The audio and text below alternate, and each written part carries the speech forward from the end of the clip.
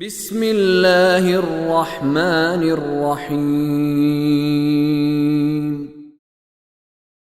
وَلَا تُؤْمِنُوا إِلَّا لِمَنْ تَبِعَ دِينَكُمْ قُلْ إِنَّ الْهُدَى هُدَى اللَّهِ أَنْ يُؤْتَى أَحَدٌ مِثْلَ مَا أُوتِيتُمْ أَوْ يُحَاجُّوكُمْ عِنْدَ رَبِّكُمْ قُلْ إِنَّ الْفَضْلَ بِيَدِ اللَّهِ يُؤْتِيهِ مَنْ يَشَاءُ وَاللَّهُ وَاسِعٌ عَلِيمٌ۔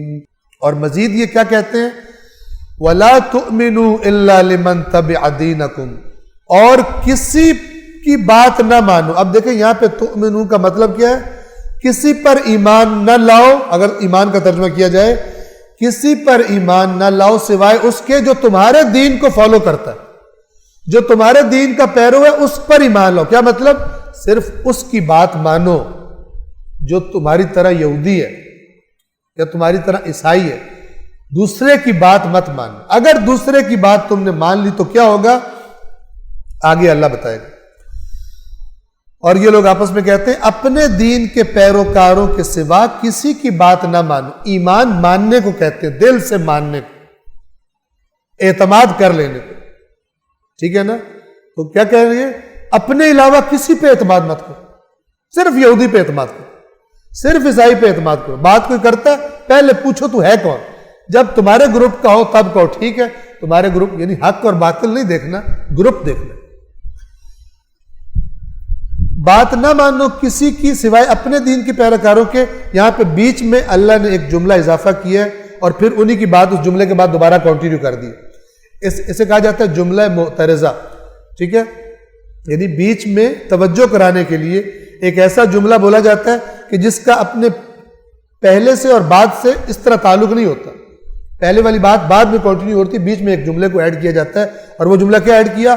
قُلْ إِنَّ الْهُدَى هُدَى اللَّهِ، اے رسول آپ کہیے ہدایت تو اللہ کی ہدایت ہے۔ یہ کیا کہہ رہے ہو؟ اپنے والے کی مانو، دوسرے والے یہ کہو کہ خدا کی ہدایت ڈھونڈو، دیکھو کہ خدا کی طرف سے جو رہنمائی آئی ہے اس کو ڈھونڈو، وہ کون سی ہے، نہ کہ اپنا گروپ اور اس کا گروپ۔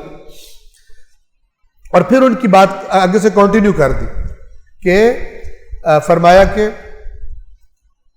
کہیں ایسا نہ ہو، یہ جو پہلے بات کی تھی نا کہ اپنے دین کے علاوہ جو تمہارے دین کا فالوور اس کے علاوہ کسی کی بات نہ مانو۔ کیوں؟ کہیں ایسا نہ ہو ان یؤتی احد مثل ما اوتیتم۔ عجیب بات ہے، آپ دیکھیے، کہیں ایسا نہ ہو کہ جو چیز تمہیں عطا کی گئی ہے ویسی کسی اور کو مل جائے۔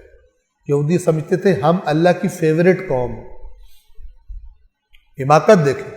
تو کہہ رہے ہیں کہ اگر تم مسلمانوں سے کہہ دو گے یہ وہی نبی ہے تو پھر تم سے برتری ان کے پاس چلی جائے گی، پھر تو وہ برتر بن جائیں گے، لہذا تم ان کو بتاؤ ہی نہ تاکہ یہ برتری تمہارے پاس رہے۔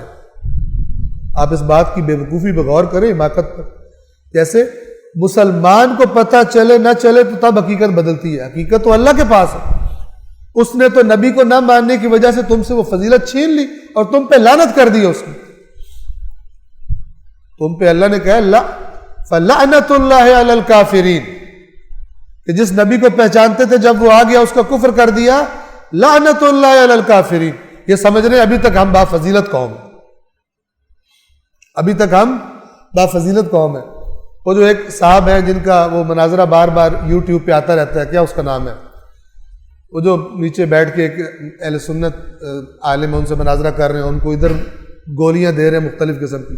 تو ان کا ایک موقف کیا ہے کہ بنی اسرائیل کو فضیلت دی ہے اللہ نے، اور بھائی بنی اسرائیل کو اسی جس سپارے میں پہلے جز میں فرمایا کہ یاد کرو ہم نے تمہیں عالمین پر فضیلت دی تھی، اس کی چند آیات کے بعد اللہ فرما رہا ہے کہ جب ان کے پاس کتاب آ گئی جس کے ذریعے یہ کہا کرتے تھے کہ کافروں سے کہ ہم تم پر فتح پا لیں گے اور ہمارا نبی جب آئے گا ہم تمہیں مدینے سے نکال دیں گے، جب وہ آ گیا تو انہوں نے اس کا انکار کر دیا۔ فَلَعْنَةُ اللَّهِ عَلَى الْكَافِرِينَ، جو قوم با فضیلت تو اللہ کی لعنت ہوتی ہے اس پر۔ اللہ نے اس بنی اسرائیل پر جنہوں نے رسول اللہ کا انکار کیا تھا کیا فرمایا؟ فَلَعْنَةُ اللَّهِ عَلَى الْكَافِرِينَ۔ اصلاً اہل کتاب بھی نہیں کہا، فرمایا کافروں پر خدا کی لعنت ہے۔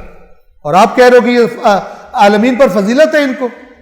عجیب و غریب بات ہے. آپ اگر وہ دیکھیں اس کے کلپس، وہ اس پہ اصرار کر رہے ہیں کہ بنی اسرائیل جو ہے وہ بافضیلت ہے. اللہ کہہ رہے ہیں ان پہ لعنت ہے جن کے پاس رسول آیا اور انہوں نے اس رسول کا انکار کر دیا. صلوات پڑھیے محمد وآل محمد.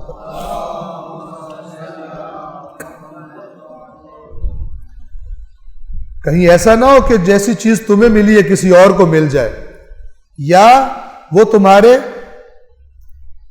او یحاجوکم عند ربکم، یا وہ کیا کرے، یا وہ تمہارے رب کے حضور تمہارے خلاف حجت قائم کر لیں، دلیل قائم کر لیں. اور کل قیامت کے دن یہ مسلمان کہیں گے کہ ان کو پتہ تھا یہودیوں کو پھر بھی نہیں مانا، لہذا مسلمانوں کو نہ بتاؤ تاکہ اللہ کے پاس گواہی نہ دے سکے. یہ پہلے سپارے میں بھی یہ بات گزر چکی ہے. اللہ فرماتا، وہاں پر کیا فرمایا تھا کہ اولا یعلمون ان اللہ یعلم ما یسرون وما یعلنون، کیا ان کو پتہ نہیں ہے کہ اللہ کو جو یہ چھپا رہے ہیں وہ بھی اللہ جانتا ہے اور جو یہ بتا رہے ہیں وہ بھی اللہ جانتا ہے. یہ آپس میں مدینہ کے یہودی مل کے کہتے تھے یہ جو باتیں تم نے تورات میں پڑھی ہیں یہ مسلمان اگر پوچھو تو نہ بتانا، ورنہ کل اللہ کو تمہارے خلاف گواہی دے گے اللہ کے سامنے. آپ حماقت دیکھیں، جیسے اللہ کو پتہ ہی نہیں. مسلمان بتائیں گے تو اللہ کو پتہ چلے گا. اور دوسرا کیا کہہ رہے، اگر تم نے ان کو بتا دیا کہ یہ نبی حق ہے تو پھر تم فضیلت والی قوم نہیں رہو گے، پھر تو یہ بن جائیں گے. لہذا چھپا لو، فضیلت اپنے پاس رکھو. دونوں حماقت پر مبنی باتیں. قل ان الفضل بید اللہ، اے رسول کہہ دیجئے یقیناً فضل تو اللہ کے ہاتھ میں، فضیلتیں تو اللہ کے ہاتھ میں ہے. یؤتیہ من یشاء، جسے چاہتا ہے اسے فضیلت عطا کرتا ہے. اللہ واسع علیم، اللہ وسعتوں والا اور علم والا ہے، یعنی اسے علم ہے کہ فضیلت کس کو دینی. تم حق کو چھپا کر سمجھ رہے ہو، حق کو ظاہر کرو گے تو فضیلت چلی جائے گی. حق بتانا فضیلت ہے، نہ کہ حق کو چھپانا فضیلت ہے.